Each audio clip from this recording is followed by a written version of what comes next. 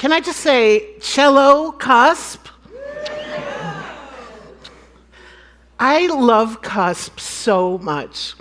And I'm so happy to be here. I have been working on the speech for like 5 years.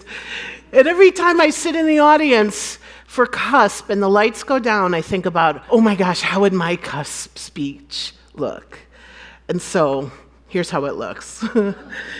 So here it is. Cusp. Thank you for claiming me. I'm going to share with you today a journal that I made and a journey. So what I want to do is start out by asking you to turn to your neighbor, and if you know your neighbor, turn to someone else. And I want you just to introduce yourself, but here's the catch. I want you to talk about who you are versus what you do. Okay, go.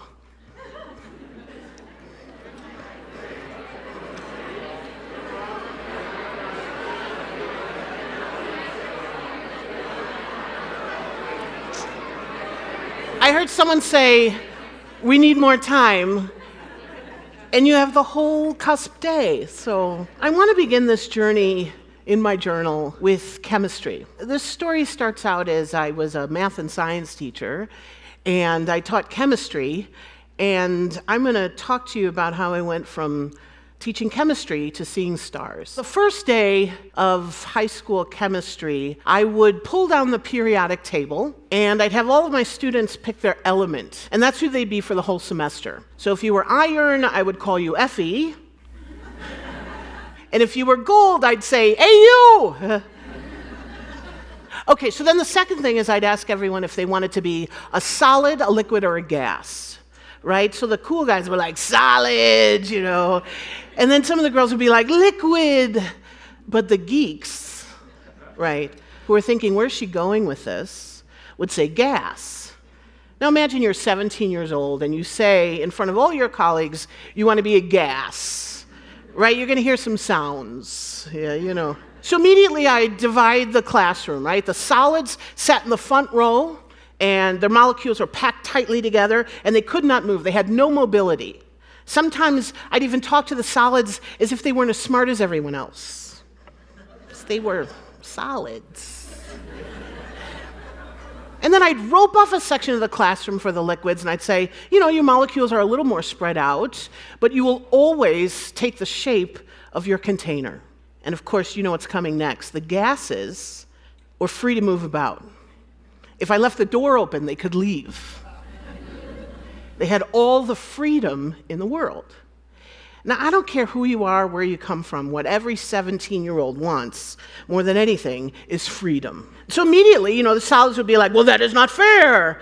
And I'd say, well, then you have to change your state of matter.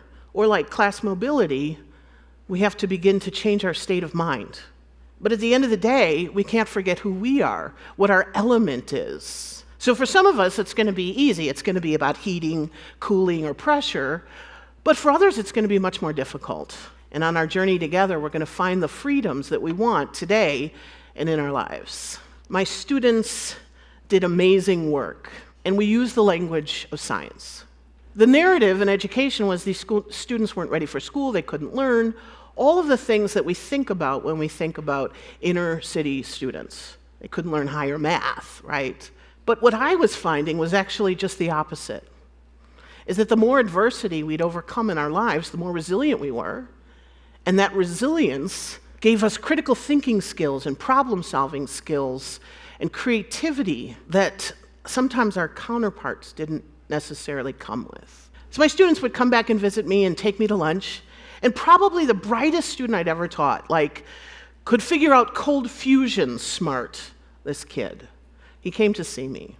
We went to lunch, and I said, what are you doing with your science, right? Science is the study of truth, so what was your truth? And he said, I'm working with chemicals. And I was all excited. What are you doing? You smashing atoms? What? Tell me. And he says, no, I'm working in cleaning services at one of the hotels downtown, and you'd be surprised at what people don't know about the basic properties of ammonia. And I felt my heart break a little bit. Like here was this brilliant kid, and he was basically telling me that he was cleaning toilets. And what a waste of potential. Now, the funny thing is, he looked me square in the eye, and he said, Sandee, you're not listening to me. You've always taught us that leadership is making opportunities for others.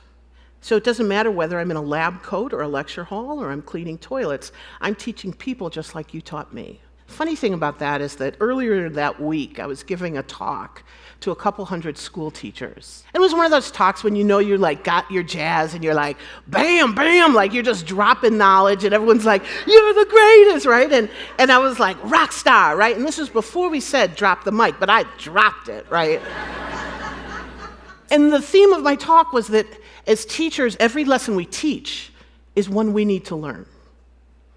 And until there's reciprocity in education, until we're both teacher and student, we're only doing half of our job. Well, that day at lunch with Javier, he schooled me and brought that home. Like, here was a young man who was being exploited. He wasn't even making minimum wage because of his documentation status, and yet he was not only cheerful, he was practicing profound leadership. And I remember walking back to my office, and I was walking down Wabash Avenue, and I think we've heard from speakers yesterday and today about that moment when you know your life is never going to be the same, that you're called to do something different. And I love teaching. It was time for something different. And I remember Wabash was like, Wabash, like, I'm walking, I know, and at the time my best friend and I worked at an organization, and I was teaching and she was working in volunteer services, and we were called the Lights On Girls because we worked in a culture where at 5 o'clock everybody left, lights went out, and we would sneak around the corner, come back, turn the lights on, and really geek out together. And we had one of the most profound geek out moments that day. And the idea was, how do we shift the paradigm for young people like Javier, brilliant, talented, resilient? How do we connect them to what was happening in the world becoming flat, right? It was the late 90s. There were .coms everywhere. Geek had become chic, and there was power in technology because we shifted from being consumers to being makers. And the idea was, what if we could connect our inner city to that opportunity? We founded an organization called I See Stars. And I love technology because I love systems thinking, the process, the methodology that's embedded in technology, but it's also a beautiful blueprint, right? Like, technology is about solving problems and building solutions. And so what if we taught technology, we got folks great jobs in IT, but we were also developing community leaders? What if that blueprint of solving problems and building solutions we brought back to our communities? So it wasn't just a school, it was a leadership development organization that we were the ones we've been waiting for, and we were the ones to make that change. And so we founded the organization in '98, we started training in 2000, and we developed a program that would teach leadership and technology in the same frame. The average earning increase for our graduates is over 400%. The program, after a 4-month internship, and the average salary is almost $60,000. We believe in the vision of 1,000 community leaders by 2020. What's more is that we believe that each one of us impacts 1,000. So all of our alums are responsible for going out and making an exponential impact in their communities and in businesses. And then every day at 4 o'clock, we pause and we have high tea. So our model is project-based. Every cohort of 20 individuals is divided up into 4 teams. They form their own consulting companies, and they're competing with each other for a bid from a Fortune 500 company to solve a business problem using technology. Our current cycle that's graduating today worked on an app, a mobile app for the private bank. And the business problem was about delayed gratification for kids to learn about financial literacy. But the cool thing about pausing for tea every day is that we invite a different business leader to our table to share their journey. And not only is it powerful because our alums or our interns are able to see the future, but it's a pause in the day. Interns work 12 hours a day doing projects. It doesn't look like a school, it looks like any other technology company, except we pause for tea. So some of our results in terms of the impact that our folks are making in the community that we measure are here. Last year, $100,000 was donated back to nonprofits. I believe that we're all charity until the day we give charity, and that part of our financial capital is investing back in the programs that served us. One day, I'm talking to a group of interns, and there was one intern who was particularly annoying to me that day. And annoying in that Eeyore way, She was like, I can't, I don't want to, it's too hard, it's really hard. I kind of flipped out, and I was like, so are you a 0 or a 1? And everybody got really quiet. And I was like, are you a 0 or a 1? Are you on or are you off? Are you a 0 or a 1? It's binary, which one? She was like, are you a 0 or a 1? Do we say things like, I can't? Do we feel disconnected? Are we off? Are we shut off to our lives, to our potential, to the possibilities? Or are we on? Are we engaged? Are we present? I really love icy stars.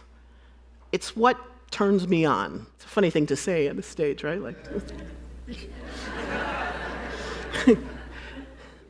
And I was on. And so this fellowship came up from the Chicago Community Trust.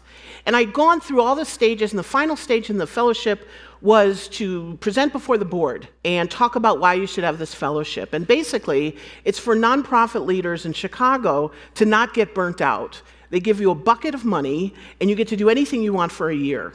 But it's to fortify yourself. So I came in, I did this beautiful presentation about how we would expand to other cities and what Icy Stars was. And as the leader of Icy Stars, this is my vision, this is what I can imagine. And I gave this on performance. I was on, right? And I get the call, and they say, no, you didn't get it. And they're like, Sandee, look, we think you're great, but you're not going to get the fellowship. And here's why. We didn't understand where you end and Icy Stars begins. And I was like, WTF? What kind of reason is that? I'm the founder, right? Like, this is the baby. This is like, I am Icy Stars. Like, I see stars. I dream about it every freaking night. I am like, what? Ugh. I hate to not win. I hate to hear no. And so Carrie Kogel, our development director, would come to me every quarter and be like, you got to reapply, and be like, no, I hate them. But she slowly chipped away at me, and I reapplied. I'm thinking about what am I going to say at this next board meeting. And I think about the question that I asked all of you when we started this talk, this journey through my journal. A couple months later, there was an executive in Chicago, a technology executive. Some of you may remember the story. He was demoted, and he walked into the CEO's office and shot him. And then he turned the gun on himself and shot himself. He was a member of the Icy Stars community. In fact, we do events quarterly and bring the IT community together around thought leadership in IT. And he was someone who had come to our events. I asked the audience at our event, 300 technology executives, talk about who you are versus what you do. And the funny thing was, they had a harder time than you did, sort of turning around and doing that. And I said, come on, no software talk, just who you are versus what you do. And they started to sort of ease up and answer that question. And then I came back later and told the story about Tony. And the strangest thing happened. So usually when I give a talk at Icy Stars to technology executives, it's like this. People are like, yo, this is so great, it's energizing. I remember, I try to anchor people, this is what we're here for. I talk about Icy Stars, everything's great. Well, this is one of those events that it went from this to this. And everybody was just looking at me. And I finished the story about how we can't forget about who we are versus what we do. And that Tony forgot. He lost sight of who he was for what he does. And when his title was stripped away, he forgot who he was. Okay, so everybody's looking at me like this, and then slowly they start to stand up. And now I'm the last thing before lunch. It's been a long conference, 7 to 1, and I was like, oh no. They hate it. They're like, oh my God, we gotta leave. Sandee went too far. And then I paused and stood there in it for a minute and realized it was a standing ovation. Now, somebody once told me there are no standing ovations in IT. So I really relished this moment. And then I remembered the board meeting that I had a few weeks later to defend this fellowship. I needed my presentation to be about who I am versus what I do. And so I asked them for this bucket of money to have a journey to figure out who I am versus what I do. And back in the boardroom, I nailed it. And so I got to go. I got to go to all of these amazing places, from Tijuana to Israel to Oxford. I learned amazing things, had killer adventures, and I came up with a series of questions through that year that I would ask myself and that I would ask others. And one of those questions is, what community do you claim? Is it the Black community, our religious community, our business community, the community that we live in?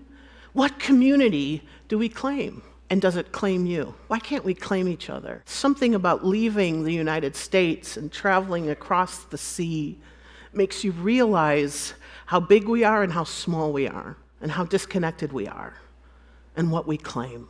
So I was in Oxford, and it was totally like Harry Potterville. It was amazing.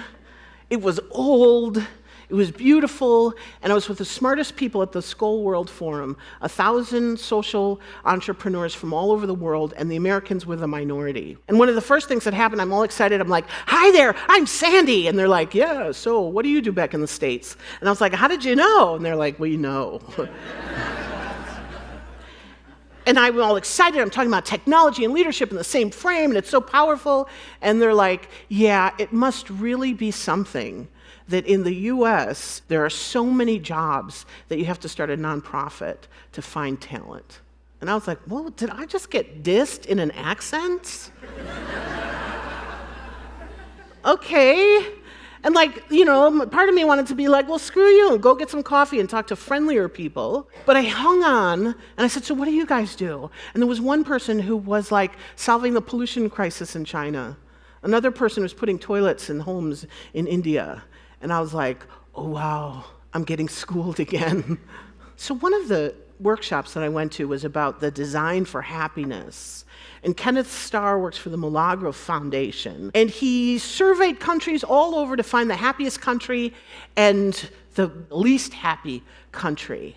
And the 5 questions that he asked were, did you enjoy yesterday? Did you smile and laugh? Do you feel respected? Are you rested? And did you learn and do something interesting? Did I really enjoy yesterday? Do we remember the crowning jewel in yesterday's day? Do we stop and allow ourselves permission to enjoy it? Did I enjoy that smile and laugh today? Do I feel respected? Am I rested? And this is the one that I know you're all like, "Well, I don't know." But do we learn and do something interesting? So think about how profound that is when we design programs and products and services for folks. Are we thinking about who's going to be using them? Who our clients are? What about our organizations? Does our team feel rested? And I started to think about, what does it mean to serve? Right? We think about the top line is, who have we moved? Or maybe the bottom line is, who have we grounded? But what do we ask ourselves? Who allowed us to grow? And have we said thank you lately? Who fortifies us? Who sees our bark, right? The trees, yeah. Who witnesses that bark? Who witnesses our changing? To be in touch with that is a part of our service. So the question is, what does it also mean to be served as a person in service? I'll tell you, when I get together with my nonprofit friends, one of our things is nobody ever wants to let somebody else pick up the bill. We fight for it tooth and nail. It was once a guy on the floor. We can't allow ourselves to be served. We have to be the savior, the server. The other thing that I learned is the opposite of dignity is dependency. And in social service, we do this all the time, like, "Oh, we're giving you this skill, this beautiful skill. You're going to go out and do all these things. You need us. You need this service. You need this intervention." Well, what if we shifted the paradigm from "you need us" to "we need you"? At IC Stars, we need every single one of our graduates. We need them to be community leaders. We need them to make impact. We need them to change the world. So we invest so much in the individual because they will have the exponential impact. And that shift is electric. We need you. I went to Israel, And I got to spend time on a kibbutz with an 80-something-year-old guy who was in like a runabout and took me on a tour of the kibbutz and showed me everything from the avocado farms, skipped over the IT part because he didn't like that, to all the really cool things that they were doing. And one of the places that he took me was this school, this beautiful, amazing school. We went inside. The kids were like engaged, all different ages. It was like a Montessori dream come true. Happy children playing, learning, and it was all self-directed. And there were adults, like 5 of them, and they were all just kind of moving about, facilitating learning. I was like, oh my gosh, this is rich. And then we went to another building, we moved by it, and the building was abandoned. And I was like, what is this? And he said, this is our old school. We used to have the kids live in the school. It was part of our tenants when we started this kibbutz, and he was one of the founders of the kibbutz. And I said, well, that's such a cool idea, this notion of like living and there's community. He's like, oh my gosh, it did great things for childcare. The children had their own world and they could socialize with each other, but their parents were close by. And I said, well, why did you change it? And he said, because one of the children were kidnapped and the parents, your generation, were like, if my kids are going to be in danger, I want them to be in my house. There were little hills, literally, that were built to dodge the bullets from the Syrian border. And we kept moving through the space, and he kept telling me all these amazing stories. And then finally we ended the tour, and he said, Sandee, I want you to know, or I think he called me kid, I want you to know, I'm very wealthy. I'm a wealthy man. Now, he was wearing like a t-shirt that was frayed and some old khakis, and his hair was a little disheveled. And I was like, yes, you are. And he's like, no, I'm a very wealthy man. I have a lot of money. If my daughter doesn't stay on the kibbutz, she won't inherit that money. Your generation is different than my generation, and the generation after is different. The kids want their own car to go to Tel Aviv, and they don't think they should be paid as much as the people on the avocado farm if they work in the software place. And everything's changing. And I say one of my signature lines, well, change is uncomfortable. That's how we know it's working. And he doesn't even smile. I said, well, how do you sustain this amazing place? And he says, we have to change.